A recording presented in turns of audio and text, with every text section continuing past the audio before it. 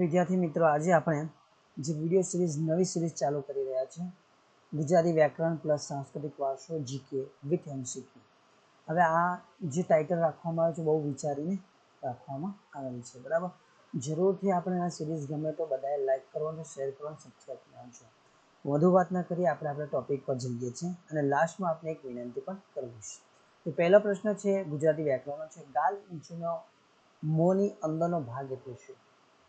આ એ છે જીભ, બી હડપચી, સી ગલોફું કે ડી સ્વરપેટી. હવે ફરી વાંચીશું કે ગાલ નીચેના મોંની અંદર, ગાલ નીચે છે ને અંદરનો મોંનો ભાગ એટલે શું? તો જીભ કહીશું, હડપચી કહીશું, ગલોફું કહીશું કે સ્વરપેટી.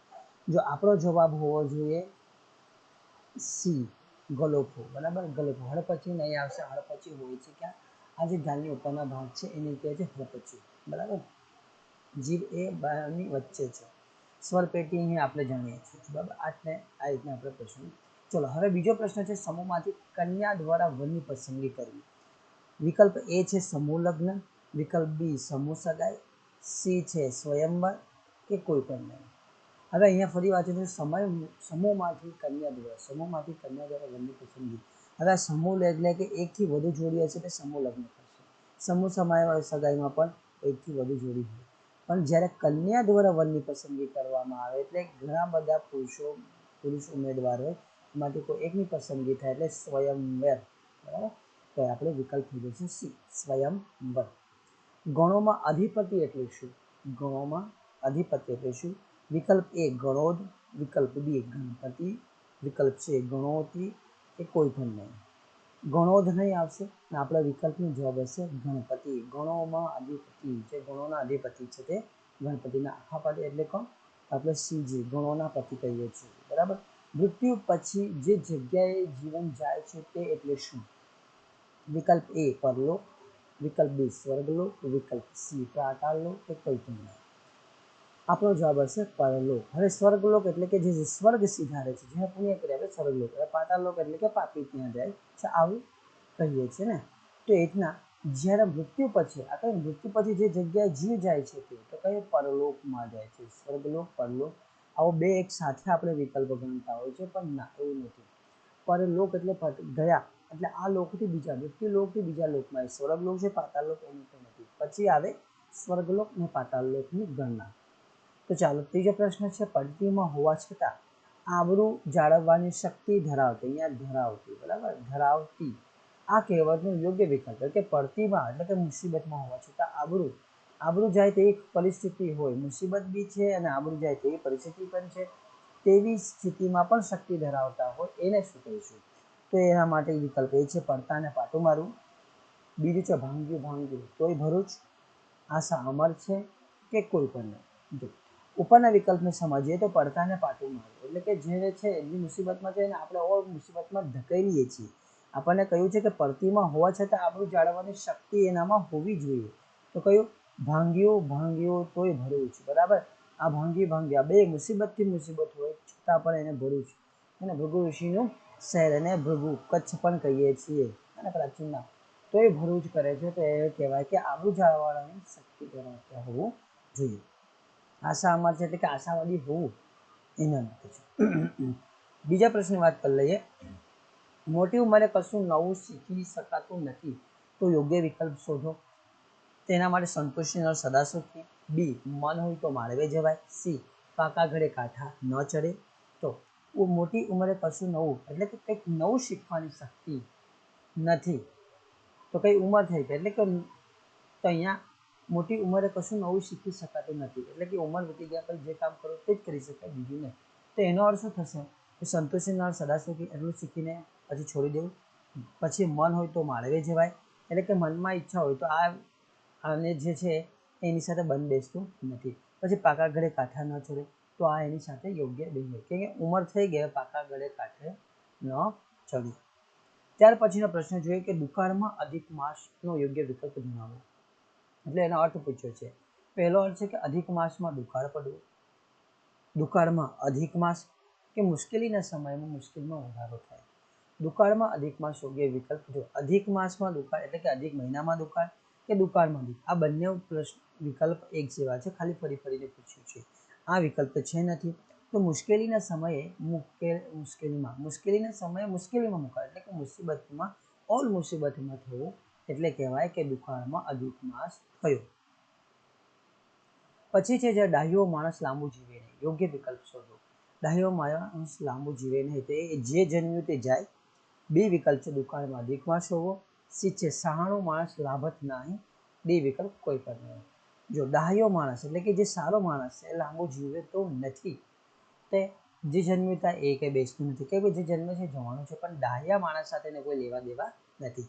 પછી દુકાળમાં અધિક માસ એટલે કે દુકાળની જે પરિસ્થિતિ છે એમાં અધિક માસ એટલે કે આ ડાહ્યો માણસને ઉપર મુસીબત છે, ના, ડાહ્યો માણસ એ મુસીબત નથી. એટલે કે સહાણો માણસ લાભત નહીં, જે ડાહ્યો માણસ છે એને જાજુ લાભ થતો નથી. આવો અર્થ છે કે લાંબો માણસ જીવી શકતો નથી. આ બંનેનો અર્થ યોગ્ય છે. તો જો નવા પ્રશ્નની વાત કરી લઈએ, આપેલ શબ્દમાંથી યોગ્ય વિકલ્પ જણાવો. આ છે જોડણી સુધારો, આપણે જોડણી સાચી જોડણી એક નથી. હવે જો એ અનુચિત ને પણ અનુચિત, પછી છે અનુચિત, સી વિકલ્પ છે અનુચિત અને ડી વિકલ્પ છે અનુચિત.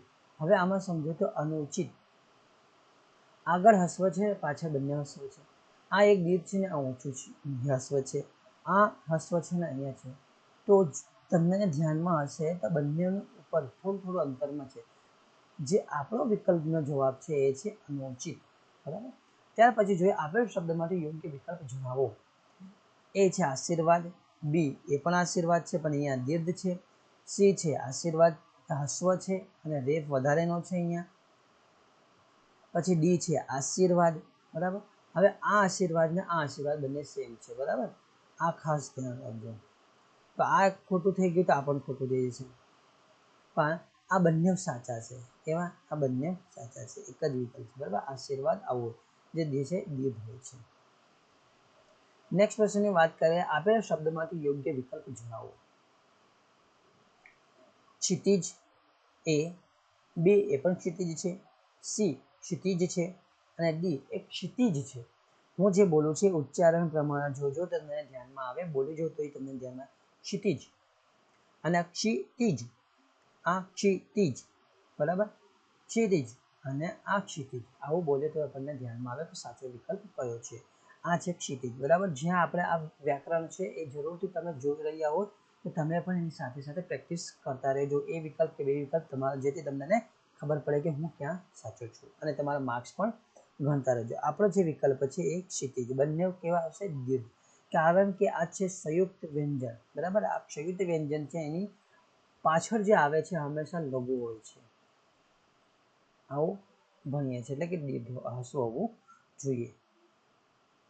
પછી છે આપેલા શબ્દમાંથી યોગ્ય વિકલ્પ જણાવો. એ છે બિસ્કિટ, બે છે બિસ્કિટ, બંને હસ્વ છે અને સંયુક્ત છે, સી છે બિસ્કિટ અને આ એડી છે બિસ્કિટ. હવે આપણે ઉપર પહેલા જ કરી ગયા કે બિસ્કિટ જ્યારે આ હસ્વ હોય, સંયુક્ત હોય તેની પાછળ કેવું હોવું જોઈએ? હસ્વ.